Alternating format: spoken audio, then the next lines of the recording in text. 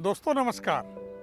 Perfect picture के इस channel में आपका स्वागत है। मैं हूं जगदीश यादव। आज मैं आपको फूलन देवी पर 5वीं किस्त आपके सामने रखूंगा। भारत के कानून, इंडियन पेनल कोड और क्रिमिनल प्रोसीजर कोड के प्रावधानों के तहत फूलन सरेंडर करने के बाद जेल गई और इन्हीं प्रावधानों के तहत, इन्हीं नियमों के तहत वो जेल से बाहर भी आई। दरअसल हुआ यूं कि समाजवादी पार्टी के मुखिया और उत्तर प्रदेश के मुख्यमंत्री मुलायम सिंह यादव ने उन्हें जेल से बाहर लाने का प्रयत्न शुरू किया। दरअसल राजनीतिक दलों को वोटों का एक बहुत बड़ा लालच रहता है। अगर फूलन देवी जैसे मशहूर डकैत को वो बाहर ला पाते और उसको चुनाव लड़ाएं, तो ऐसा हो सकता है कि उसकी बिरादरी के सभी वोटर जुट करके उनकी पार्टी को वोट कर सकते हैं। शायद इसी को ध्यान में रखते हुए मुलायम सिंह की पहल पर फूलन देवी जेल से बाहर आ गई। वो उत्तर प्रदेश नहीं गई। आने के बाद उन्होंने अपना घर बनाया दिल्ली के चितरंजन पार्क में। उनके घर पर दिन भर पत्रकारों का तांता लगा रहता था। टेलीविजन से लेकर प्रिंट मीडिया, सभी भाषाई अखबार, और यही नहीं, दूसरे देशों के मीडिया के लोग भी उनसे बातचीत करने वहां पहुंचते थे। एक वाकया मैं आपके सामने रखना चाहता हूं जो थोड़ा बहुत इंटरेस्टिंग भी है।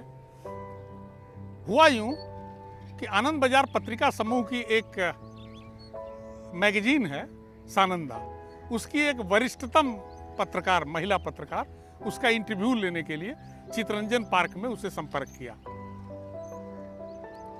उन्होंने बताया होगा कि मैं कलकत्ता से निकलने वाले अखबार में हूं। उन्होंने अखबार का नाम बताया, टेलीग्राफ और आनंद बाजार पत्रिका, और इंटरव्यू लेने की बात उनके सामने रखी।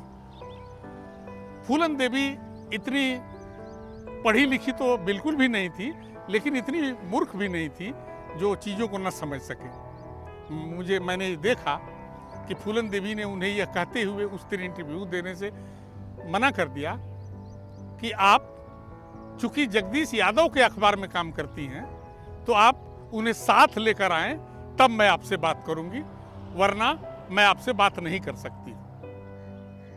उनके कारण जो भी रहे हों, शायद उनका भरोसा मेरे पर रहता हो, क्योंकि बीहड़ों से लेकर के जेल तक और बाद में छूटने के बाद भी मैं उनके संपर्क में लगातार था। और संपर्क में रहने का एकमात्र कारण था कि उनकी पिक्चर की बहुत वैल्यू होती थी, और मैं एक फोटोग्राफर, जिस विषय की पिक्चर की वैल्यू ज़्यादा हो रही हो, निश्चित रूप से कवर करना चाहते हैं। मेरे संबंधों का ये फ़ायदा होता था कि मुझे आसानी से अपॉर्चुनिटी मिलती रहती थी, मैं आसानी से कवरेज करता रहता था। लिहाजा वो महिला वरिष्ठ पत्रकार मुझे लेकर के फूलन के पास गई। बातचीत प्रारंभ हो इसके पूर्व उन्होंने ये कहा कि आप इनके अखबार में हैं, इसलिए आप पूरी तरह सब कुछ पूछ सकती हैं। एक्चुअली मेरे लिए बड़ा ऑड सिचुएशन था। मैं एक जूनियर फोटोग्राफर, अब वो मेरे एडिटर लेवल की महिला पत्रकार, लेकिन वो भी समझती थी कि सिचुएशन यहाँ पर डिफरेंट है और इसमें कोई ईगो का क्लैश नहीं आया। उन्होंने सहर्ष इस बात को मानते हुए काम करना शुरू कर दिया। फूलन देवी ने कहा कि अगर मैं कुछ ऐसी चीज़ें बोल जाऊं जो उचित ना हो मेरे केस के लिहाज से, या लोगों की भावनाओं को ठेस लगने का मामला हो, तो उसे आप देख लेना। वो मेरी तरफ इशारा उन्होंने किया, और फिर वो बात होती गई।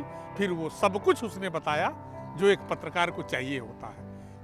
उतनी जो दुर्दांत घटना हुई थी बेहमई की, जिसमें 29 ठाकुरों की हत्या हुई थी, उसकी बात भी उसने स्वीकार की, लेकिन इस बिना पर कि छपने से पूर्व इसके आगे पीछे की बातें सोचकर मेरे बारे में ध्यान करते हुए उसका उपयोग किया जाए, ताकि मुझे नाहक में नुकसान न हो जाए। दोस्तों, भारत के कानून इस तरह के हैं और उसके उसमें इतनी अच्छाइयाँ हैं कि एक कोई भी व्यक्ति हमारी भारत की संसद का सदस्य बन सकता है, सिर्फ उसकी शर्तें ये हो कि वो भारत का नागरिक हो। ये बात फूलन पर जबरदस्त तरीके से लागू हुई कि केस तो चल रही थी कि केस के दौरान भी उन्होंने, समाजवादी पार्टी ने फूलन देवी जी को भदोई मिर्जापुर से कॉन्स्टिट्यूएंसी से लोकसभा का चुनाव लड़ाया। उनके सामने उम्मीदवार थे भारतीय जनता पार्टी के कद्दावर नेता, जो आज भी सांसद हैं, बीरेंद्र सिंह मस्त जी। एक फोटोग्राफर के रूप में मैं एक वाकया जरूर रखूंगा कि जब चुनाव की बात सामने आई तो फूलन देवी ने मुझे एक पोस्टर चुनाव में लगाने के लिए आग्रह किया कि एक पोस्टर बन जाए। तो खैर उनके पार्टी के नेताओं की तस्वीरें लगाकर और मेरे द्वारा खींची गई उनकी भी तस्वीर लगाकर एक पोस्टर हमने तैयार करवाया।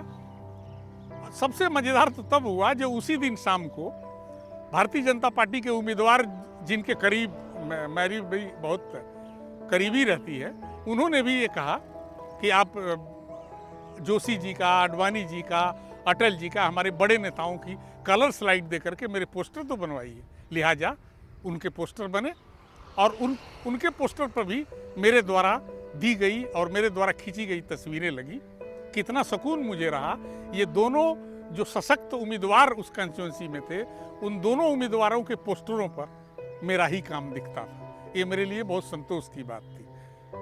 चुनाव हुए, चुनाव प्रचार हुए और फूलन देवी, मशहूर डकैत फूलन देवी लोकसभा की सदस्य बनी।